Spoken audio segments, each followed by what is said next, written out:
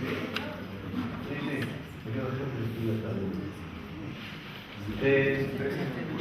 El hacer funcionar una máquina de 300 kilovolts no es fácil. Cuando uno empieza a levantar tensión, empiezan a aparecer chispas y problemas.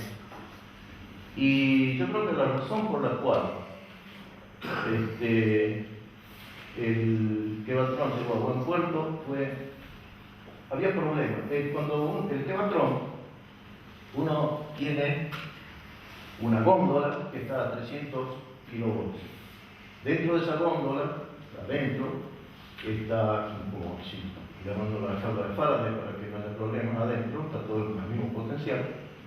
Está la fuente de tensión para la radiofrecuencia, la fuente de tensión para el potencial extractor de la fuente de iones, tal vez el primero es la etapa aceleradora, pero hay que varias tensiones allí y entonces uno tiene que generar o hacer en esa góndola que está a 300 kilovolts una pequeña usina. Entonces hay un generador allí. El generador está movido por un motor que está abajo a potencial de tierra, pero el generador de arriba está a los 300 kilovolts o la tensión que tenga en ese momento la máquina. El motor está a unos 2 metros más abajo del generador y está movido por una corriente. Y allí había problemas, saltaban chispas, en esa época yo no estuve, pero me imagino que... Y entonces a alguien, no sé si fue a Pepe o a Neymar, se le ocurrió que el problema surgía de la humedad del aire ambiente que hacía que la correa que movía el generador no fuera conductora debido a la humedad del aire. Entonces pusieron un ladrillo refractario con una resistencia que estaba permanentemente prendido, no sé ahora, y eso solucionó el problema. Fue así, ¿no? Sí, fue. Pero quiero marcar que la necesidad de tener un generador arriba de 380 volts trifásico era porque todo el equipamiento, absolutamente todo, se hacía con lámparas rectificadoras o lámparas amplificadoras, pero lámparas de filamento. De manera que el consumo de energía que había allá arriba era espantosamente alto comparado con lo que se puede conseguir ahora. Había que tener un generador verdadero, es decir, de mucha potencia, para poder alimentar todo eso. Sí, me imagino el motivo de la... Imagino que el motor de abajo debe ser de unos 5 caballos, mínimo 3. 3,5. Okay. Ese era el modelo de la estufa que había en el pabellón 4, en todos los cuartos. Claro, solamente. Pero un bizcocho refractario,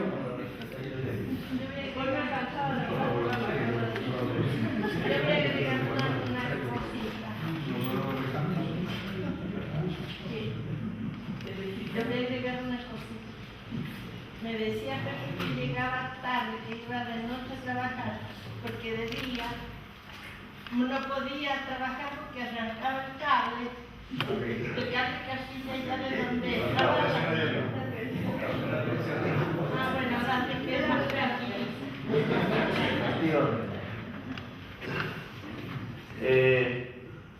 Por supuesto, en todas las líneas de investigación donde viene el ASO uno necesita hacer vacío y tiene bombas, además de las bombas mecánicas, las bombas difusoras. Las bombas difusoras son refrigeradas por agua. La bomba difusora al mismo tiempo tiene una resistencia que la calienta, que eso es lo que hace, que fabrica los haces internos de aceite y que hacen el vacío, pero necesitan la refrigeración externa. Si es que se corta el agua, la parte eléctrica sigue funcionando, y entonces calienta y es una porquería. Entonces había que hacer un sistema para que si había un corte de agua, se corte también la alimentación de la resistencia de la difusora. En Estados Unidos tenía unos pequeños micro switch, costaban $50, $70 cada uno, qué sé yo, pero acá Neiva, que le gustaba la característica argentina hacer las cosas con alambre, se hizo un sistema de protección de corte de agua con unos vasitos, y hay uno por difusora, que mueven un microswitch.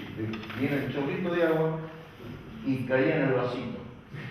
Cuando dejaba de venir el agua, el vasito se le iba el peso, entonces venía una paletita y eso cerraba el microswitch y cortaba. ¿Qué microswitch? Cuando se giraba para un lado y después tenés razón. Sí, tenés razón. Eran esas cositas unidades selladas como el cubo. A ver, todavía están en servicio en el LINAC. Todas las veces que se tapaba el agujerito que tenía que servir de drenaje cuando se cortaba el agua. Si se tapaba, nos inundaba. Yo estuve hace 2 días para ver si eso seguía y sigue igual. Nada más que están todos bastante rumbrados y no me extraña que se tape el agujerito. A ver, fue plagiado en el LINAC, todavía está en servicio. ¿Ah, sí? No, es que funciona. Pero ¿y esos vasitos de qué material eran? De vidrio. Ah. No, sí, transparente.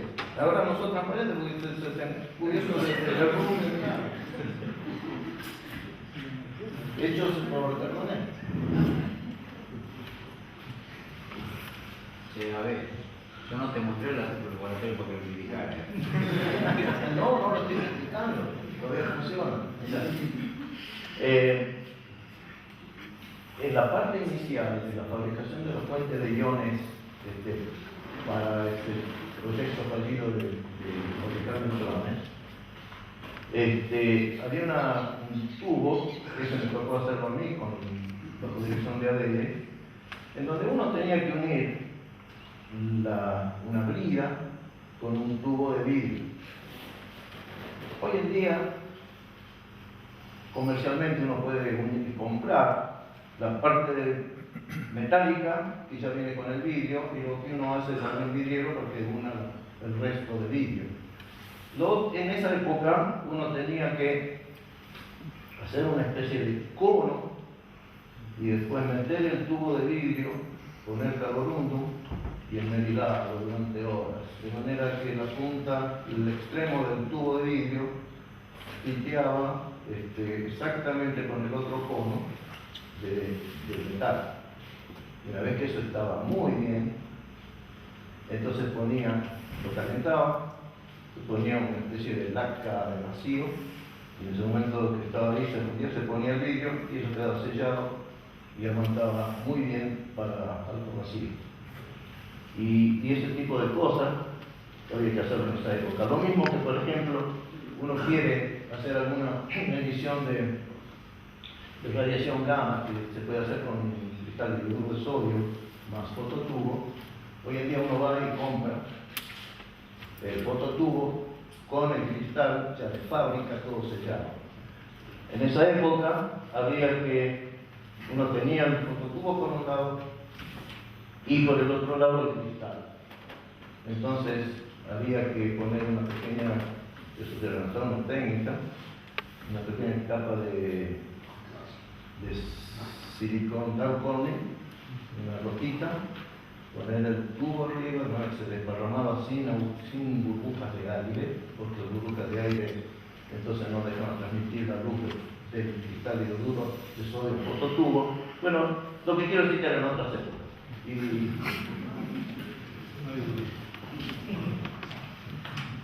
Lo que no mencioné es que en todo este interín del puesta en funcionamiento del laboratorio, Allison puso mucho esfuerzo en que el laboratorio tuviera subsidios. Y uno de los subsidios que hubo, primero hubo, el cual yo no sabía, pero me lo dijo Sergio Suárez, uno del National Science Foundation, unos $66.000, de los cuales quedaba un 20% menos porque era el overhead que se quedaba a la universidad. Pero gracias a Allison nosotros obtuvimos además un subsidio del Air Force Office of Scientific Research de Estados Unidos, En esa época no se levantó la comunidad científica argentina porque habían sostenido, nos habían dado ese subsidio. Y fue también de $60.000, ese me tocó administrarlo principalmente a mí. Y el informe,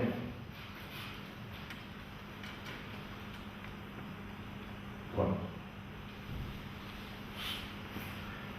perdón. Y el informe final fue elevado en el año 72 porque nos lo dieron en el año 68, se implementó. De manera que el laboratorio se hizo también con ayuda externa. Lo que no mostré acá es algo que me dio Suárez y que ahí no van a poder ver muy bien, pero este es de National Science Foundation, la carta en donde... No, este es el primer bosquejo de cómo se iba a usar ese grant. La carta se continúa acá. En esta época Pepe Torres estaba en Chicago y en algún lugar de la carta se dice que Pedro se iba a ocupar de una de estas compras.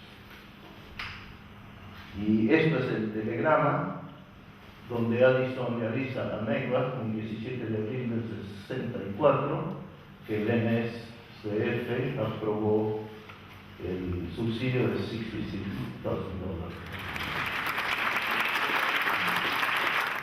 Yo quiero agregar con respecto a las compras que hicieron.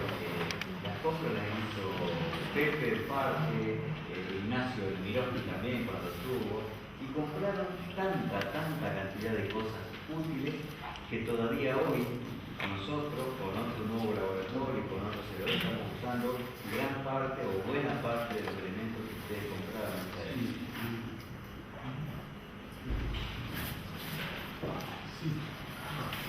Yo quería agregar un comentario corto sobre el telatron, que se habló mucho acá, y un poquito más sobre imán a 90 grados que lo vemos, que no es un imán.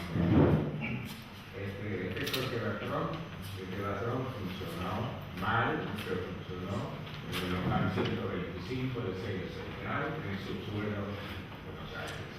Funcionó mal, pero funcionó, sobre todo en manos de Covaleschi y de Magallanes. Bueno, y respecto del imán, tengo que empezar un poquito más atrás. El año 52, Beto y Cancina, que el primero fue la Holanda, y compraron 3 instrumentos, el 5 el ciclotrón, el acelerador por volto y el calutrón para separar uranio. Eso condujo a que se montara el copro-volto de 1 megavolt en sede central. Esa compra fue un poquito una estafa, porque la vendieron un modelo totalmente fuera de época. Eso llevó a que vinieran, conseguimos que nos cambiaran los rectificadores, conseguimos que nos cambiaran fuente de la frecuencia, conseguimos unas cuantas cosas, y que vinieran 3 técnicos de la Philips a rehacer todo eso. Los técnicos de la Philips en ese momento dieron el imán deflector al pie del tubo acelerador que había diseñado. Ese imán deflector era a 90 grados de altísima resolución, como tenía las piezas polares terminadas en 2 piezas móviles. Se podía ajustar el ángulo de entrada y el ángulo de salida. Sí, con lo cual obtener doble focalización. Philips lo vio, la gente Philips lo copió y lo fabricó. Éramos todos muy jóvenes, no teníamos experiencia comercial ni científica, lo copió entre otras cosas. Perdón, Walter, eso se usó para deflectar el haz del Cochrane Fortum de 1,2 metros. Sí. ¿Alcanzaba? Sí, fue para eso. O sea que acá sobra. Sí. No, yo quería hacer un comentario. Me alegro de tu exposición y de los comentarios que hablan de las dificultades de hacer las cosas y que se resuelven con todos los avatares que contaste, que son parte esencial del éxito.